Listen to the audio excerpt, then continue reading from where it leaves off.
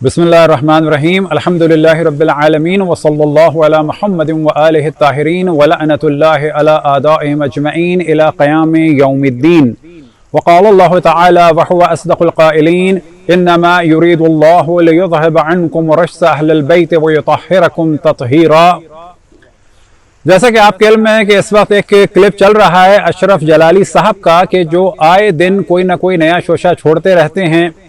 कि पहले हज़रत अबू तालिब के बारे में नाज़ेबा अल्फाज कहे, अब हज़रत फ़ातिमा ज़हरा सलवातुल्लाह व सलाम अलैहा कि जो रसूल अल्लाह सल्लल्लाहु अलैहि वसल्लम की सिर्फ साहबजादी नहीं थी बल्कि वो साहबजादी थी कि जिनके बारे में अशरफुल अंबिया ने इरशाद फरमाया फ़ातिमा तो बज़अतुम मिन्नी,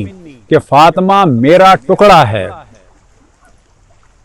ये मौसूफ खलीफा अव्वल का दिफा करते हुए फरमाते हैं कि हज़रत फ़ातिमा ने गलती की और बाद में खलीफा अव्वल से राजी हो गई। तो यहाँ पर हम तवज्जो दिलाएं कि हज़रत फ़ातिमा ज़हरा सलामुल्लाह अलैहा का हक़ था जो रसूलुल्लाह सल्लल्लाहु अलैहि वसल्लम ने उनको उनकी ज़िंदगी में दे दिया था। अब जब ये कहा जाता है कि उन्होंने जब मुतालबा किया तो खलीफा अव्वल ने देने से मना कर दिया, और जब खलीफा अव्वल ने रिवायत सुनाई तो उसके बाद वो राज़ी हो गई, ऐसा कतई नहीं है। पहली बात ये कि जब ये कहा जाए कि खलीफा अव्वल को रसूल अल्लाह ने फरमाया था सल्लल्लाहु अलैहि वसल्लम ने उस रिवायत के बारे में, तो ये दर हकीकत तौहीन है खुद रसूल अल्लाह सल्लल्लाहु अलैहि वसल्लम की, क्योंकि उनकी जिम्मेदारी थी एज ए नबी कि ये मसला तमाम मुसलमानों को बताते, और एज ए नबी और एज ए वालिद उनकी जिम्मेदारी थी कि ये मसला अपनी साहबजादी को बताते, ना ये कि कोई भी शख्स उस मसले से आशना नहीं था, सिर्फ और सिर्फ खलीफा अव्वल ही आशना थे। जबकि खलीफा अव्वल इसी मसले में पहले अपनी राय दे चुके थे कि जिसका जिक्र मुस्नद अहमद इब्न हंबल की जिल्द नंबर 1 सफ़ा नंबर 4 में हुआ, और वो रिवायत यह है कि हज़रत फ़ातिमा सलामुल्लाह अलैहा ने अबू बकर के पास भेजा अपना एक नुमाइंदा, और रिवायत यह है अरसलत फ़ातिमा तो इला अबी बकर अंता वरस्ता रसूलुल्लाह सल्लल्लाहु अलैहि अम अहलुहु, क्या तुम वारिस बनोगे रसूल अल्लाह सल्लल्लाहु अलैहि वसल्लम के वारिस बने या उनके अहल? फ़क़ाला ला बल अहलुहु,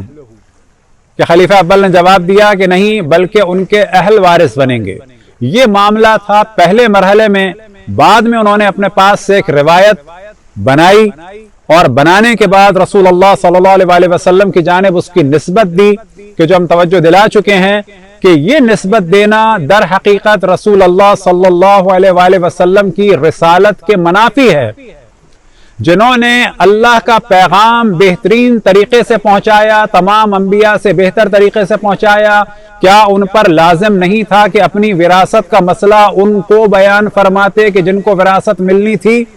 लेकिन अगला सवाल हम ये करेंगे कि अगर जनाब फ़ातिमा सलामुल्लाह अलैहा को विरासत नहीं मिलनी थी, जैसा कि खलीफा अव्वल ने एक रिवायत बनाने के बाद रसूल अल्लाह सल्लल्लाहु अलैहि वसल्लम से मंसूब की, और आज उनके मानने वाले उस रिवायत को सही करार दे रहे हैं, तो हम सवाल ये करेंगे कि अगर हजरत फ़ातिमा को मीरास नहीं मिलनी थी तो खलीफा अव्वल की बेटी को और खलीफा दोम की बेटी को मीरास कैसे मिली?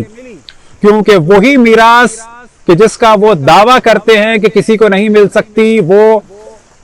हजरत आयशा को मिली कि जो खलीफा अव्वल की बेटी थी, और उसी कमरे में खलीफा अव्वल दफन होने से पहले उन्होंने इजाजत चाही और हजरत आयशा की इजाजत से वो वहां पर दफन हुए। उसी कमरे में खलीफा दोम ने अपनी मौत से पहले उनसे इजाजत मांगी और हजरत आयशा की इजाजत से वो वहां पर दफन हुए, और उसी कमरे की जियारत के लिए, कब्र मुतहर की जियारत के लिए इमाम हसन अलैहिस्सलाम के जिस्म अथर को लाया जा रहा था, और हजरत आयशा ने मुमानियत की, मुखालफत की, यहां तक के तीर चले। तो सवाल ये पैदा होता है कि अगर बेटी को मीरास नहीं मिलनी थी, यानी अशरफुल अंबिया की बेटी को मीरास नहीं मिलनी थी, तो खलीफा अव्वल की बेटी को यानी ज़ौजे रसूल को किस हिसाब से मीरास मिली? अगर ज़ौजे रसूल को मीरास मिलनी थी तो फिर दुख्तर नबी को भी मीरास मिलनी चाहिए थी। और अगर ये रिवायत थी कि हम कुछ नहीं छोड़ते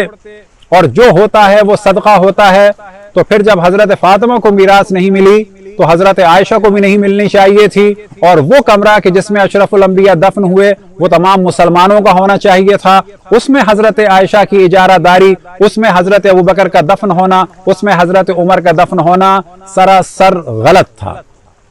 تو یہاں سے ماننا پڑے گا کہ بعد رسول اللہ صلی اللہ علیہ وآلہ وسلم اہل بیت پر ظلم کا سلسلہ شروع ہوا، اور اسی پر اپنی گفتگو ختم کرتے ہیں کہ یہ ظلم کس نے کیا،